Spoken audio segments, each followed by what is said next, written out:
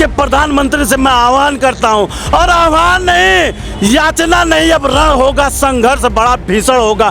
बांग्लादेश को मिटाने के लिए आपको आना होगा सामने। कि जब बांग्लादेश के पहले जब पाकिस्तान बना रहा होगा तो किस तरीके की स्थिति रही होगी। आज जब लोकतंत्र का शासन है, भारत में संविधान का शासन है, उसी तरीके से बांग्लादेश में भी संविधान होंगे, वहाँ के भी कानून होंगे, वहाँ भी पुलिस होगी, वहाँ भी सुरक्षा होगी। लेकिन हिंदू समाज के साथ जो उत्पीड़न किया जा रहा है वो कहीं ना कहीं हृदय विदारक है।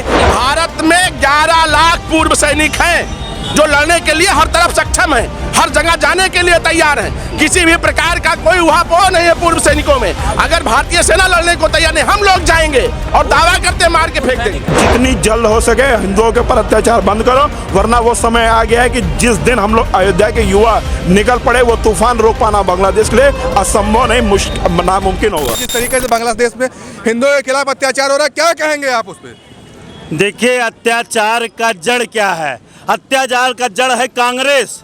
कांग्रेस ने बांग्लादेश पाकिस्तान पैदा किया, बांग्लादेश पैदा किया, ये नौबत नहीं आती। और हम बांग्लादेश को सख्त संदेश देना चाहते हैं, उसको हम मसल देने की पावर रखते हैं, क्षमता रखते हैं। देश का प्रधानमंत्री मौन बैठा हुआ है, सबका साथ, सबका विकास, सबका विश्वास लेकर के बैठा है। ये नहीं होने देंगे हम। मुझे बांग्लादेश को जो बहु बेटियों को इज्जत लिया जा रहा है, लूटा जा रहा है, कत्लेआम किया जा रहा है, ऐसे बांग्लादेशियों, चूंकि बांग्लादेश को खत्म करने के लिए पहले बंगाल में मुझे जाना पड़ेगा। अच्छा। जो घुसपैठी बंगाल में बैठे हैं, बंगाल में हम जाएंगे, बंगाल में पूरी ताकत से इस बार ममता दीदी बैठी है वहाँ पे, ये भी तो भारतीय जनता पार्टी की सरकार बनेगी इस बार। कैसे बनेगी? ममता दीदी के आगे किसी की नहीं चलती है है भैया। ममता गिड़गिड़ाएंगी, और जो बांग्लादेशियों के बल पर ममता बैठी हुई हैं, उनको पहले खेदा जाएगा। वो बुला रही है बांग्लादेश के मुसलमानों को कि आओ हम तुम्हें रखेंगे। भैया हो, बढ़ावा, चूंकि आतंकवादी पालने का काम ममता करती हैं, और जो बांग्लादेशी घुसपैठी आ रहे हैं, चुन चुन करके, मैं इस आपके चैनल के माध्यम से बता रहा हूं कि चुन चुन करके मैं मारूंगा जाकर के वहां पे। आप खुद मारेंगे? मैं मारूंगा, सरकार मारेगा। सब मैं सनातनी हूँ, सरकार का हिस्सा हूँ, मैं भी सरकार बनाता हूँ, सरकार को मतदान करता हूँ, सरकार बनाने में अहम योगदान करता हूँ। इसलिए जो भी घुसपैठे अगर बांग्लादेशी भारत में आ रहे हैं, उनको मारा जाएगा, चुन चुन के मारा जाएगा। बांग्लादेश को मैं खास संदेश देना चाहता हूं कि तुम्हारे प्रधानमंत्री, पूर्व प्रधानमंत्री शेख हसीना हमारे देश में आकर शरण लेते हैं, तुम्हारी क्या बिसात है? मैं तुमको तो मसल दूंगा। कौन मसलेगा? मैं मसलूंगा, मेरा सरकार मसलेगा। अरे मौन बैठे हैं, मौन, प्रधानमंत्री मौन। इसी बात एक शब्द नहीं बोला जा रहा है। इसी बात का कहते हैं हम हिंदुओं की सरकार है, इसी बात का दुख है। और देखिए, हिंदू हमेशा जगाने का काम करता है। बजरंग बली जब जाते हैं लंका, नांगना था, तो उनको बताया गया था कि आप उड़ सकते हैं, जा सकते हैं, लंका आप पहुंच सकते हैं। मैं नरेंद्र भाई दामोदर दास मोदी, भारत के प्रधानमंत्री से मैं आह्वान करता हूं, और आह्वान नहीं, याचना नहीं, अब रण होगा, संघर्ष बड़ा भीषण होगा। बांग्लादेश को मिटाने के लिए आपको आना होगा सामने, और नहीं आओगे तो आपको उखाड़ के फेंक दिया जाएगा। दूसरे, हमारे उत्तर प्रदेश के मुख्यमंत्री योगी आदित्यनाथ को प्रधानमंत्री के रूप में बैठाऊंगा, और बांग्लादेश और पाकिस्तान जैसे देश को उखाड़ फेंकने का काम करेंगे। बटोगे तो कटोगे कहते हैं योगी जी। अरे भाई देखिए, इस देश में गद्दार बैठे हैं, जो चंद गद्दार बैठे हैं हमारे देश में, उनको निकालने के, उनको सुधारने की जरूरत है। बांटने का काम हमारे देश में जो जयचंद बैठे हैं ये कर रहे हैं। जन आक्रोश एक रैली चल रही थी, इतने हिंदू यहाँ पे हजारों, कई हजार के संख्या में लोग थे। अगर इतना हिंदू अगर कहीं चलते, अब मुस्लिम इतना अगर इकट्ठा हो जाते तो दंगा हो जाता है, तोड़ फोड़ हो जाती है। ये हिंदू की ताकत है। हिंदू हमेशा शांतिपूर्ण रहा, तभी तो आज ऐसी हालत में पहुंचा है। ये भी तो देखिए, एक हाथ में अगर मैं शास्त्र रखता हूं तो एक हाथ में शस्त्र रखता हूं, और शस्त्र तब काम आएगा। अब जागने की जरूरत है। और हिंदू, आप आज देख लिए हैं, अपने चैनल के माध्यम से लोग को दिखा रहे हैं, लोगों को हिंदू जग चुका है। हिंदू हाथ में अब शस्त्र लेकर चलेगा। क्योंकि हिंदू हिंसक नहीं होता है, लेकिन जिस दिन मजबूर कर दोगे हिंदू हिंसक होगा।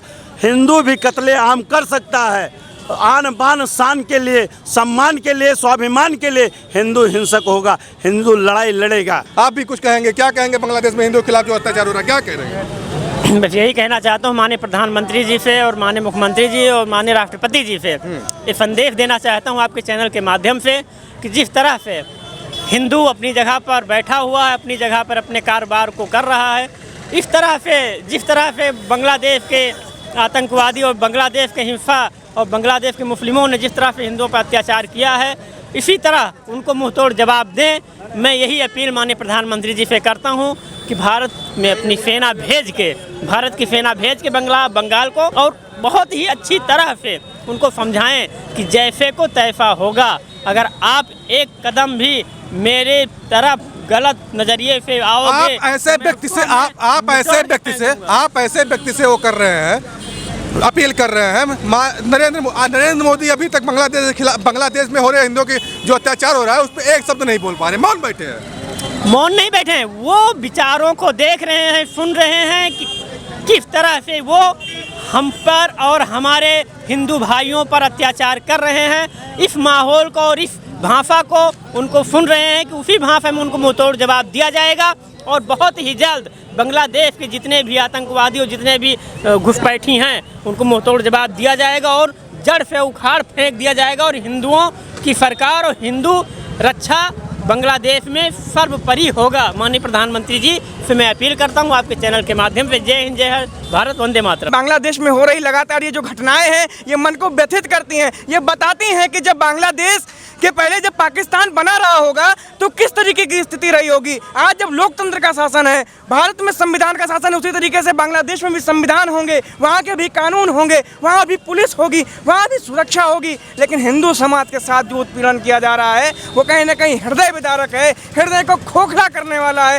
हृदय को खौलाने वाला है। और कहीं ना कहीं समाज में हमारी हिंदू समाज की क्या स्थिति रह गई है ये स्पष्ट रूप से बताने की आवश्यकता है। वो देखेगा कोई मंजर तो ध्यान से नजर आएगा कि हिंदू समाज को सबसे पहले एकजुट होने की आवश्यकता है, क्योंकि हमारी सीमाएं कभी कांधार तक लगती थी, हमारी सीमाएं कभी बांग्लादेश के आगे अफगानिस्तान तक लगती थी, म्यांमार हमारा था, भूटान हमारा था। अखंड भारत की अगर हम कल्पना देखते हैं तो वहाँ तक हमारी सीमाएं हैं जहाँ तक भूभाग रहता था, यानी एशिया में सबसे ज़्यादा भूभाग किसी के पास था तो आर्यवर्त भारत समाज के पास था। आज की जो स्थिति है, हिंदू समाज को धर्म के नाम पर, जाति के नाम पर, पंथ के नाम पर, संप्रदाय के नाम पर बांट बांट करके हिंदू समाज को खोखला बनाने का काम हुआ है, जिसका ये परिणाम है कि आज बांग्लादेश में हम अल्पसंख्यक हो गए हैं, पाकिस्तान में हम अल्पसंख्यक हैं और भारत को छोड़कर किसी भी देश में हिंदू बहुसंख्यक नहीं है। तो हिंदू समाज को जागने की आवश्यकता है, हिंदू समाज को एक होने की आवश्यकता है, हिंदू समाज को खड़े होने की आवश्यकता है, हिंदू समाज को ऐसी रैलियों के माध्यम से समाज को एकजुट करने के लिए संघर्ष करने की आवश्यकता है। तो इसीलिए हिंदू समाज आप जाग जाओ, क्योंकि आप नहीं जागोगे तो आने वाली 10 साल की जो पीढ़ी होगी वो किस स्थिति में जाएगी ये बांग्लादेश की घटनाओं से आप देख सकते हैं। मैं केवल इतना कहूँगा कि अगर बांग्लादेश नहीं सुधरता है तो भारतीय सेना के पास इतनी क्षमता है कि 24 घंटे में उसको नेस्तनाबूद कर देगी। बहुत सशक्त सेना है, उनको अल्टीमेटम दे करके अगर उनमें बदलाव संभव नहीं है तो उनके ऊपर आक्रमण किया जाएगा और उनसे लड़ाई लड़ी जाएगी आर पार की। भारत क्या ऐसा भारत करेगा? क्यों नहीं करेगा? भारत क्यों नहीं भारत करेगा? सरकार करेगी। भारत ने अपनी नीतियां बदल ली है। भारत ने परिवर्तन के दौर में इस समय भारत को देखा जा रहा है। जहां तक आप मानते हैं कभी सर्जिकल स्ट्राइक हुआ था, इससे पहले कभी एयर स्ट्राइक हुआ था, भारत ने परिवर्तन करके अपनी आक्रामक रुख को अपनाया है पाकिस्तान के प्रति। और अगर बांग्लादेश नहीं सुधरेगा तो भारत सशक्त है, सक्षम है, वो बांग्लादेश के ऊपर सर्जिकल स्ट्राइक करेगा, एयर स्ट्राइक करेगा और हर तरफ से सक्षम होकर के अपने हिंदुओं को बचाने का कार्य करेगा। भारत में आज हिंदूवादी सरकार है, हिंदूवादी संगठन यहाँ सक्षम है। हमारा जो बांग्लादेश का हिंदू है वो हमारा भाई है, उसको बचाने के लिए हम किसी हद तक जाएंगे। क्या जो वहाँ पे मंदिर टूटे जा रहे हैं क्या उसका बदला लेगी सरकार? क्यों नहीं लेगी? बिल्कुल लेगी। हम हिंदू लेंगे। अगर वो नहीं ले, हम पूर्व सैनिक परिषद से हैं। भारत में 11 लाख पूर्व सैनिक हैं जो लड़ने के लिए हर तरफ सक्षम है, हर जगह जाने के लिए तैयार हैं। किसी भी प्रकार का कोई उहापोह नहीं है पूर्व सैनिकों में। अगर भारतीय सेना लड़ने को तैयार नहीं, हम लोग जाएंगे और दावा करते मार के फेंक देंगे। कुछ नहीं है उनके पास। मंदिर तोड़े जा रहे हैं, वहाँ पे लोगों का बलात्कार हो रहा है, हिंदू काटे जा रहे हैं, वहाँ का प्रशासन, जैसा कि आप कह रहे हैं कि सैनिक हैं, वहाँ का सैनिक के सामने ऐसा हो रहा है, वहाँ की सैनिक केवल मुख दर्शन। तो जब राजा अंधा हो जाता है तभी तो विद्रूपताएं पैदा होती हैं। जब धृतराष्ट्र हुए तभी तो महाभारत हुआ। उसी को तो सुधारने की जरूरत है, उसी को तो बदलने की जरूरत है। वो बदलने के लिए भारत सक्षम है। भारत अगर अंगड़ाई लेगा, एक बार आंख उठा करके देख लेगा, तो बांग्लादेश नेस्तनाबूत हो जाएगा। भारत संस्कृति का देश है, सभ्यता का देश है। इसलिए हम अभी चाह रहे हैं कि उनको समझ में आ जाए। अगर नहीं समझ में आएगा तो हम उनको समझाना जानते हैं और बहुत अच्छे तरीके से समझाना जानते हैं। भारत में है बंगाल, वहाँ पे होती है काली जी की पूजा। बंगाल की अगर बात करेंगे, काली पूजा होती है। और कभी कल ही की घटना है जो काली माता के मंदिर को तोड़ा गया और उसकी मूर्ति के साथ अभद्रता की। भाई साहब, अपने ही गिराते हैं नशे मन पे बिजलियां। हमारे ही लोग हैं वहाँ शासन सत्ता में। जब वही बिगड़ गए, वही मुसलमान बन गए, तो हम लोग क्या कर सकते हैं?